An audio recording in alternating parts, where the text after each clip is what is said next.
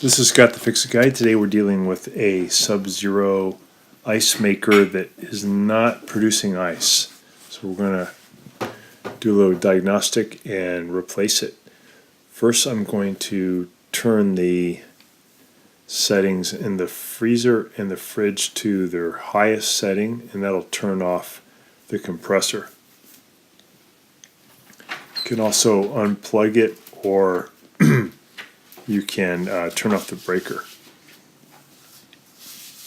There's two controls in the back, and the one for the freezer, if you turn it to the highest setting for warmest, it'll turn off the compressor and the fans.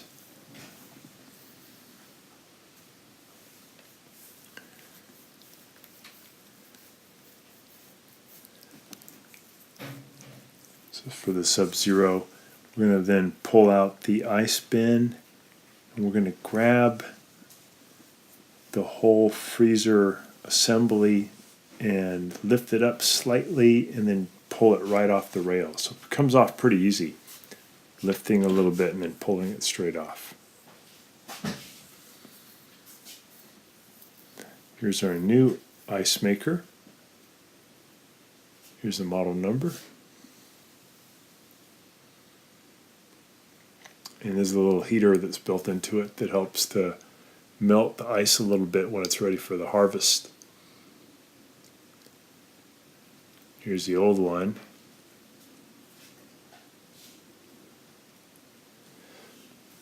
So in this case, probably didn't even need a new ice maker. It most likely was just the freezer settings were too high. Here's the little arm that comes with it, and it has an extension, a plastic extension that you clip on. This is on the new ice maker. So we did put a new ice maker on, but it turned out that the fill tube was just iced up, and that's why the water couldn't come in to make new ice. And that was due to, instead of being at the factory setting of 5, it was at the setting of 8, so it was just way too cold. We're putting on the arm, and now we're going to take off the old one.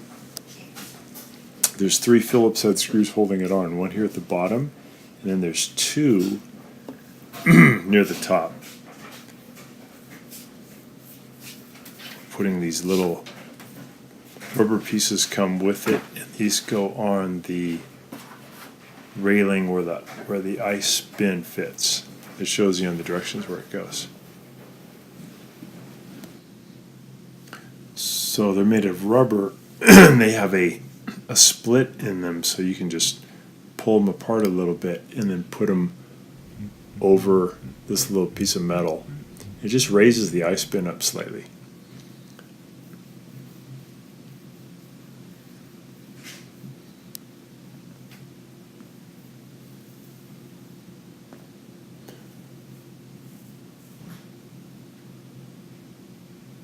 We're just pulling the arm off of the old one so it's easier to get to the upper screws.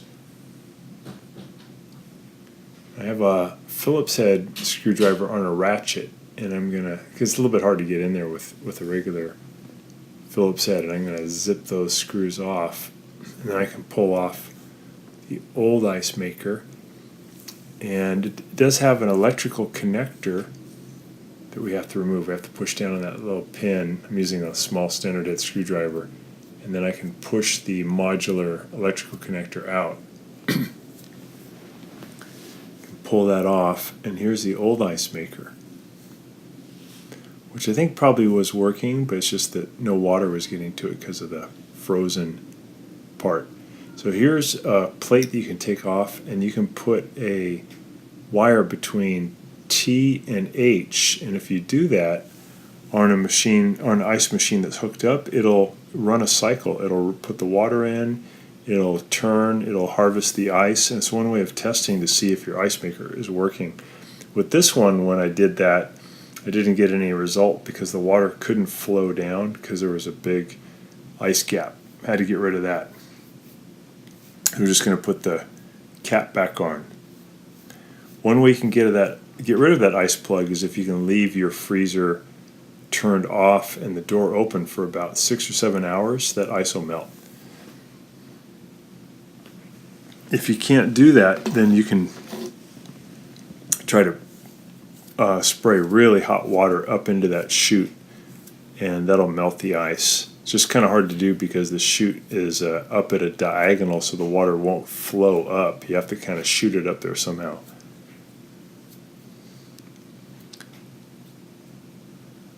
What I did with this one is I used this long screwdriver and I pushed it up into that water tube, and I wiggled it around to break up the ice, and then eventually I heated it up. Here I'm trying the hot water, spraying that up inside there to try to melt that ice, but just couldn't get it to really spray up in there. So I ended up heating up the long screwdriver with a lighter to get it pretty hot. Here we go. And I put that up in there, and that melted the ice. I had to do it about 4 times. And eventually I could feel that all the ice was gone. And then when I ended up installing the new ice maker.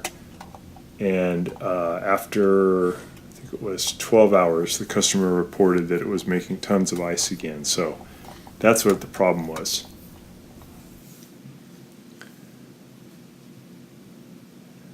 Sometimes the ice makers themselves stop working because the motor gets jammed up or the motor gets tired. So this is the brand new one. We're putting the power modular jack in. We're going to make sure that the water fill tube is lined up with the ice maker. So when it's active, it'll shoot water into the ice maker. And here's the little screws I'm going to put it back up on. So I got the power hooked up, got the water lined up, and I'm going to get it up on these screws. And then I'll put in the 3 Phillips head screws that will hold it in place. Here's one at the bottom. And the ones at the top I'll put in by using the Phillips head driver with a little ratchet, because again it's kind of hard to get to. I'm just testing the function of the arm, so that's moving really good. When the ice fills up enough, it lifts the arm, and that tells the ice maker not to make any more ice. And then when the ice is taken out, the arm drops, and that turns on the ice maker again. Pretty cool system.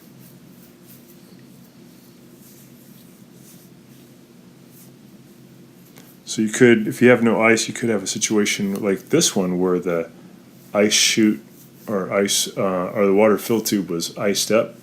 Could also be that the solenoid that opens that lets the water flow in is not working, or it could be the ice maker. So these are just some things you can test. So we're getting all those screws tight. Now we're going to lift up the freezer door.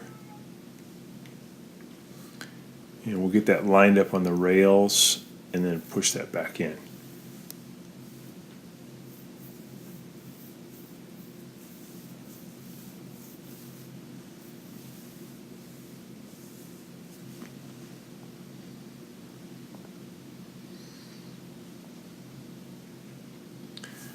Out of all the refrigerators, this freezer door comes off super easy.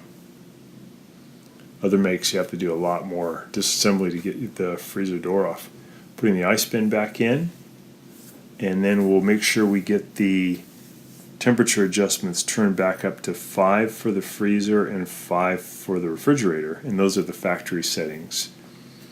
This one was just turned up way too high and it froze that ice chute. So thanks so much for watching, and please subscribe when you get a chance.